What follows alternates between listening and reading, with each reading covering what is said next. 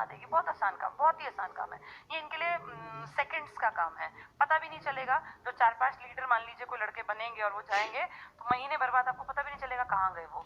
ये तब पॉसिबल होता है जब जनमानस भी लोगों के साथ जुड़े, आम आदमी भी साथ जुड़े और हर कोई जागरूक हो कि हाँ गलत हो रहा है, और गलत को हम गलत बोलेंगे, हम सही को सही बोलेंगे। ये 57 की क्रांति से समझ लेना आज कि किस तरह के कमियों के कारण चीजें विफल हो जाती हैं, और क्या चीजें अगर हो तो फिर सिंहासन भी बोल पड़ते हैं, और वो कहते हैं भैया छोड़ दो इस सिंहासन को, टाइम ठीक नहीं है तुम्हारा। आज मोदी सरकार को धीरे धीरे ये बात समझ में आ रही है, और ऐसा नहीं हो सकता कि मोदी जी के कानों में ये बात ना हो कि मेरे सारे कमेंट्स टर्न ऑफ करने पड़ते हैं मेरी स्पीच के क्योंकि लोग बुरा भला लिखते हैं। ऐसा नहीं हो सकता। आपको मैंने अच्छी तरह पढ़ाया हुआ है, हर 15 दिन में हर राज्य की रिपोर्ट गृह मंत्री के पास जाती है, गृह मंत्री की आंखों से पढ़ी जाती है वो रिपोर्ट। क्या वो नहीं पढ़ेंगे कि यूपी क्या कर रहा है, दिल्ली क्या कर रहा है, हरियाणा क्या कर रहा है, बिहार क्या कर रहा है, ये पूरा उत्तर भारत, साउथ में तो चलो उतना क्योंकि प्राइवेट सेक्टर का बोलबाला ज्यादा है, लेकिन फिर भी वो भी एक्टिव है, ऐसा नहीं कि वो एक्टिव नहीं है, लेकिन नॉर्थ इंडिया तो पूरा एंटी है। तो ये क्या अगले 15 दिन में ये रिपोर्ट नहीं जाएगी पीएम के कानों में? ये तो लिखित में जाएगा। वो एक्टिव है, सब लोग समझदार होते हैं, सब देखते हैं आजकल रुख किस तरफ है, और ये सरकारें समझ गई हैं। नहीं तो योगी सरकार एक दिन में फाइल मंगवा ले, कह दिया 19 तारीख को मेरे टेबल पे फाइल चाहिए और 6 महीने में भर्ती प्रक्रिया पूरी। अगर जुमला भी है तब भी इतना बोल दिया क्या कम है? नहीं तो तानाशाही भी तो दिखा रहे थे। तो कहीं ना कहीं वो फील कर रहे हैं कि जनता को फेवर में लेने के लिए यंग क्राउड को अपने फेवर में लेना पड़ेगा। हो सकता है पेपर हो जाए एक आधे साल में, थोड़ा सा दिखावटी ही सही कुछ लोगों को लगा लें और फिर सोचें कि चलो 3-4 साल छुट्टी कर दी। तो अब ढंग से पढ़ लो, पेपर तो होंगे ही होंगे। सरकार के कानों की घंटियां बज रही हैं कि भैया अलार्म बज गया, अब टाइम है, अगर अब नहीं संभाली बात तो हाथ से निकल जाएगी, क्योंकि युवा शक्ति जिस तरफ चलेगी देश उसी तरफ चलेगा। युवा के पीछे अकेला युवा नहीं है, उसका पूरा परिवार है, उसके माँ बाप है, उसके भाई बहन है, उसके घर वाले हैं। तो एक बहुत बड़ी जनसंख्या सरकार के एंटी विरोध में है, और ये क्रांति बन सकती है अगर सरकार टाइम पे नहीं संभली। आज देखने में विद्रोह लग रहा है, लेकिन ये क्रांति बनते देर नहीं लगेगी, इसलिए सरकारें बयान दे रही हैं। नहीं तो तुम्हें लगता है ये रेल मंत्री इतनी जल्दी बयान दे दे, या ये सीएम यूपी वाले बयान देते? कोई बयान नहीं देता। 5 साल से सोए हुए थे क्या? अब कैसे जागे? क्योंकि अब दिख गया कि लोग सड़कों पे हैं, लोग मार खा रहे हैं, पुलिस पकड़ के ले जा रही है, फिर भी विरोध लगातार बढ़ रहा है। ये जो ट्विटर कैंपेन है ना, इसने दिखा दिया कि युवा शक्ति में ताकत है। तो 57 की क्रांति से अपने इस चीज को जोड़ के भी समझना। 57 का विद्रोह के कारण क्या है?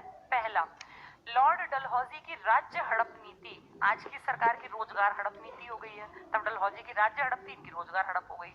तो राज्य हड़प नीति और लॉर्ड वेलेजली, ये वे हटा देना, वेलेजली की सहायक संधि ने इसमें महत्वपूर्ण भूमिका निभाई। तो लॉर्ड वेलेजली ने सहायक संधि, भैया खर्चा हिंदुओं, इसका इंडियंस का, हिंदू मुसलमान तो क्या, इंडियन मुसलमान, इसका भाई मुसलमान भी थे क्योंकि हैदराबाद तो मुसलमानों का था, और जो अपना इस तरफ का इलाका था वो सारा हिंदुओं का। तो इंडियन राजा खर्च करे, सेना हमारी पले, कोई दिक्कत हो तो हमें बता देना। सबसे बड़ी दिक्कत तो तुम खुद हो, लेकिन तुम मानोगे थोड़ी। आगे क्या कह रहे हैं? राजनीतिक कारणों के साथ ही प्रशासनिक कारण भी क्रांति के लिए उत्तरदायी थे। राजनीति तो थी ही थी भाई, हमें पूरी तरह से बर्बाद किया जा रहा था, इंडियंस को खत्म कर रहे थे।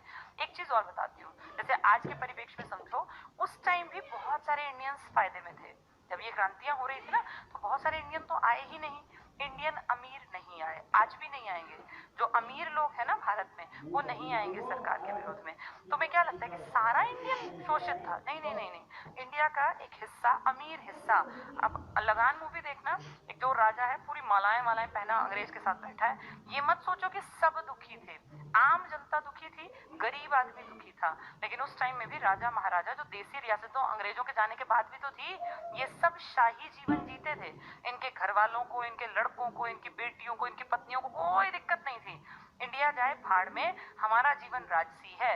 और अंग्रेज समझते थे ये बात कि अगर सबको एक्सप्लॉइट किया तो हम फंस जाएंगे, इसलिए वो इंडियन कुछ चाटुकार, इंडिया के ही उस टाइम उनके अंधभक्त जो थे, जो कहते थे कि क्या हो गया अंग्रेज राज कर रहे हैं तो अंग्रेज हमारे जीवन को अच्छा बनाएंगे, क्योंकि वो अमीर थे। आज भी ऐसा ही हो रहा है, सरकार का विरोध जो ज्यादा अमीर है वो कहाँ कर रहे हैं? नहीं वो करेंगे, क्योंकि वो जानते हैं कि सरकार की कोई भी नीति होगी उनको आराम से जीवन जीने को मिलेगा, उनके बच्चों का जीवन भी आरामदायक है।